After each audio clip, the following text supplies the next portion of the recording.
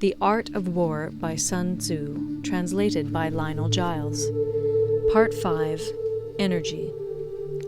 Sun Tzu said, "The control of a large force is the same principle as the control of a few men. It is merely a question of dividing up their numbers."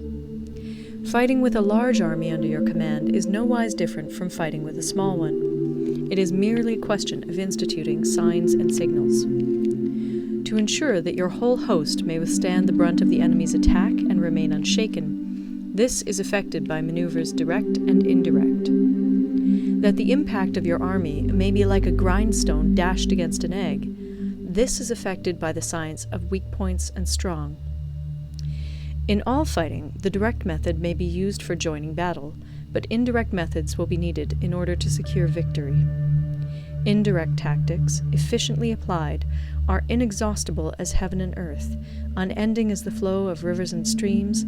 Like the sun and moon, they end but to begin anew. Like the 4 seasons, they pass away to return once more. There are not more than 5 musical notes, yet the combinations of these 5 give rise to more melodies than can ever be heard.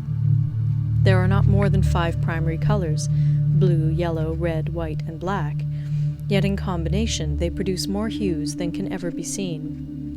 There are not more than 5 cardinal tastes, sour, acrid, salt, sweet, bitter, yet combinations of them yield more flavors than can ever be tasted.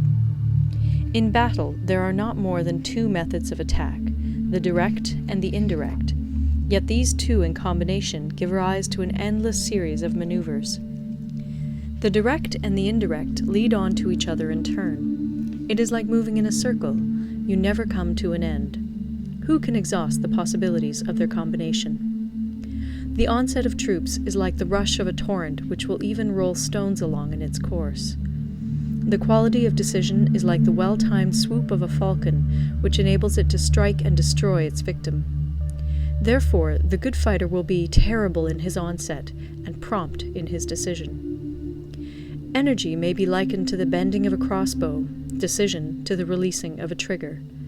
Amid the turmoil and tumult of battle, there may be seeming disorder, and yet no real disorder at all. Amid confusion and chaos, your array may be without head or tail, yet it will be proof against defeat. Simulated disorder postulates perfect discipline. Simulated fear postulates courage. Simulated weakness postulates strength. Hiding order beneath the cloak of disorder is simply a question of subdivision. Concealing courage under their show of timidity presupposes a fund of latent energy. Masking strength with weakness is to be effected by tactical dispositions. Thus, one who is skillful at keeping the enemy on the move maintains deceitful appearances, according to which the enemy will act. He sacrifices something that the enemy may snatch at it. By holding out baits, he keeps him on the march. Then, with a body of picked men, he lies in wait for him. The clever combatant looks to the effect of combined energy, and does not require too much from individuals. Hence his ability to pick out the right men and utilize combined energy. When he utilizes combined energy, his fighting men become as it were like unto rolling logs or stones, for it is the nature of a log or stone to remain motionless on level ground, and to move when on a slope. If four-cornered, to come to a standstill, but if round-shaped, to go rolling down. Thus the energy developed by good fighting men is as the momentum of a round stone rolled down a mountain thousands of feet in height. So much on the subject of energy. End of Part 5. Part 6. Weak Points and Strong. Sun Tzu said, "Whoever is first in the field and awaits the coming of the enemy will be fresh for the fight. Whoever is second in the field and has to hasten to battle will arrive exhausted." Therefore, the clever combatant imposes his will on the enemy, but does not allow the enemy's will to be imposed on him. By holding out advantages to him, he can cause the enemy to approach of his own accord, or, by inflicting damage, he can make it impossible for the enemy to draw near. If the enemy is taking his ease, he can harass him. If well supplied with food, he can starve him out. If quietly encamped, he can force him to move. Appear at points which the enemy must hasten to defend. March swiftly to places where you are not expected. An army may march great distances without distress if it marches through country where the enemy is not. You can be sure of succeeding in your attacks if you only attack places which are undefended. You can ensure the safety of your defense if you only hold positions that cannot be attacked. Hence, the general is skillful in attack whose opponent does not know what to defend, and he is skillful in defense whose opponent does not know what to attack. O divine art of subtlety and secrecy!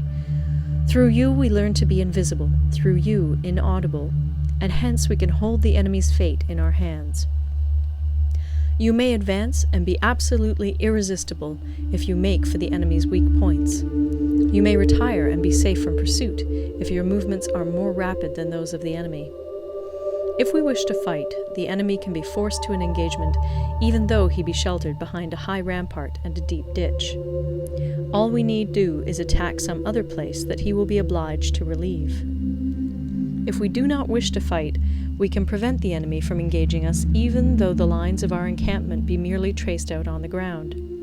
All we need do is throw something odd and unaccountable in his way. By discovering the enemy's dispositions and remaining invisible ourselves, we can keep our forces concentrated while the enemy's must be divided. We can form a single united body while the enemy must split up into fractions. Hence, there will be a whole pitted against separate parts of a whole, which means that we shall be many to the enemy's few. And if we are able thus to attack an inferior force with a superior one, our opponents will be in dire straits. The spot where we intend to fight must not be made known, for then the enemy will have to prepare against a possible attack at several different points. And his forces being thus distributed in many directions, the numbers we shall have to face at any given point will be proportionately few. For should the enemy strengthen his van, he will weaken his rear. Should he strengthen his rear, he will weaken his van. Should he strengthen his left, he will weaken his right. Should he strengthen his right, he will weaken his left. If he sends reinforcements everywhere, he will everywhere be weak. Numerical weakness comes from having to prepare against possible attacks. Numerical strength from compelling our adversary to make these preparations against us. Knowing the place and the time of the coming battle, we may concentrate from the greatest distances in order to fight. But if neither time nor place be known, then the left wing will be impotent to succour the right equally impotent to succour the left, the van unable to relieve the rear, or the rear to support the van. How much more so if the furthest proportions of the army are anything under 100 li apart, and even the nearest are separated by several li.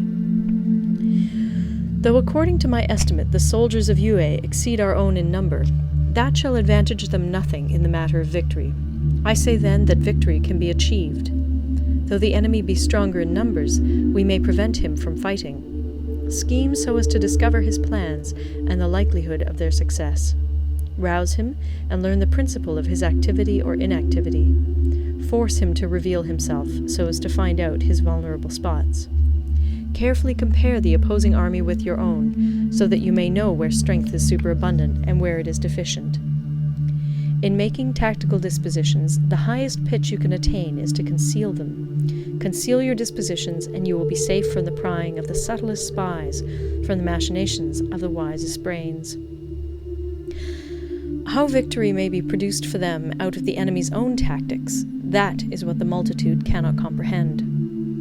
All men can see the tactics whereby I conquer, but what none can see is the strategy out of which victory is evolved. Do not repeat the tactics which have gained you one victory, but let your methods be regulated by the infinite variety of circumstances. Military tactics are like unto water, for water in its natural course runs away from high places and hastens downwards. So in war, the way is to avoid what is strong and to strike at what is weak. Water shapes its course according to the nature of the ground over which it flows. The soldier works out his victory in relation to the foe whom he is facing. Therefore, just as water retains no constant shape, in warfare there are no constant conditions. He who can modify his tactics in relation to his opponent and thereby succeed in winning may be called a heaven-born captain. The 5 elements, water, fire, wood, metal, earth, are not always equally predominant. The 4 seasons make way for each other in turn. There are short days and long. The moon has its periods of waning and waxing. End of Part 6.